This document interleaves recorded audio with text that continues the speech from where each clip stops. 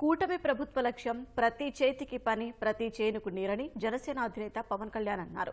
సంక్షేమంతో పాటు అభివృద్ధి లక్ష్యంగా కూటమి ప్రభుత్వం పనిచేస్తుందని పవన్ చెప్పారు. కూటమి ఇచ్చిన హామీలు అమలు చేసే బాధ్యత తాను తీసుకుంటారని భరోసానిచ్చారు. నదులు అనుసంధానం చేసి ప్రతి చేనుకు నీరందిస్తారన్నారు. రైతు కన్నీరు పెట్టని రాష్ట్రంగా ఆంధ్రప్రదేశ్ను తయారు చేస్తామని పవన్ హామీ ఇచ్చారు.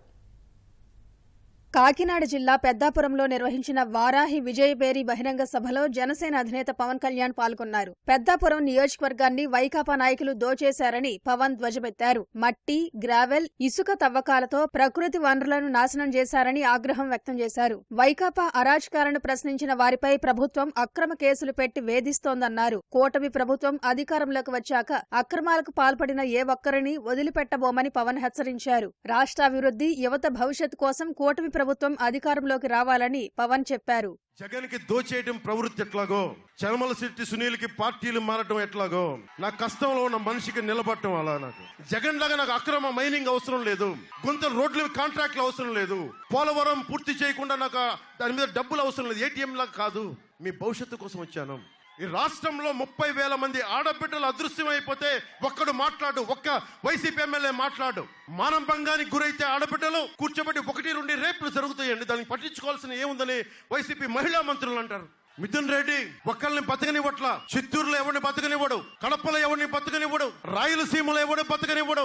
ఇంతమంది తూర్పు గోదావరి జిల్లాలో నాయకులుంటే ఇక్కడ కొండ తవ్వాలన్నా, గ్రావెల్ తవ్వాలన్నా, మైనింగ్ చెయ్యాలన్నా మిథున్ రెడ్డి పర్మిషన్ తీసుకోవాలి. స్థానిక నాయకులకి, వైసీపీ నాయకులకే దిక్కు తెన్ను లేదు. ఇక్కడ తూర్పు గోదావరి జిల్లా నాయకులకి తూర్పు గోదావరి జిల్లా వనరుల మీద సంపూర్ణ ఆధిపత్యం ఉండాలి. ఒక మిథున్ రెడ్డి కాదు, వైఎస్ జగన్ కాదు.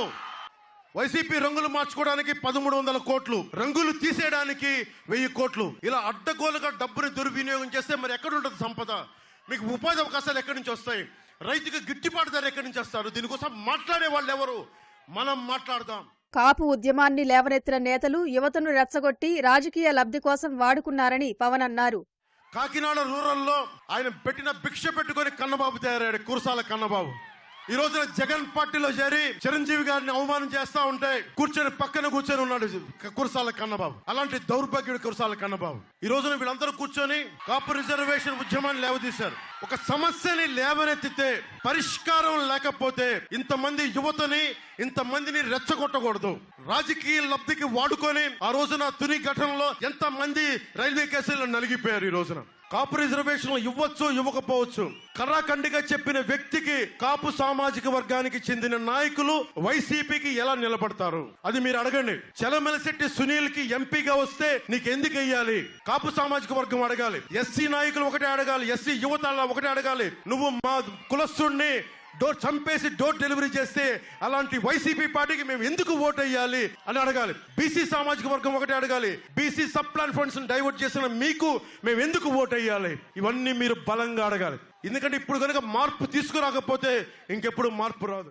మద్యంతో జగన్ కోట్ల రూపాయల్ని వెనకేసుకున్నారని పవన్ ధ్వజమెత్తారు. జగన్ అనే వ్యక్తి వచ్చి సంపూర్ణ మద్యపాన నిషేధిస్తామని చెప్పి వచ్చిన వ్యక్తి, కానీ ఒక సారా వ్యాపారిగా తయారై 41,000 కోట్ల రూపాయలు మీ ఆరోగ్యాన్ని ఛిద్రం చేసి మీరు ప్యాంక్రియాస్ దెబ్బతిని, లివర్ దెబ్బతిని, సాక్షాత్తు ముఖ్యమంత్రి మీరందరూ నమ్మి ఓటేశారు. మా జగన్ నమ్మి ఓటేశారు. ఆ రోజు నేను మొత్తుకున్నాను. ఆ రోజున వైఎస్ జగన్ ని నమ్మకండి, 2019లో చెప్పా. మీరు కొంతమంది వేసి ఉండకపోవచ్చు, ఓటేశారు. ఈ రోజున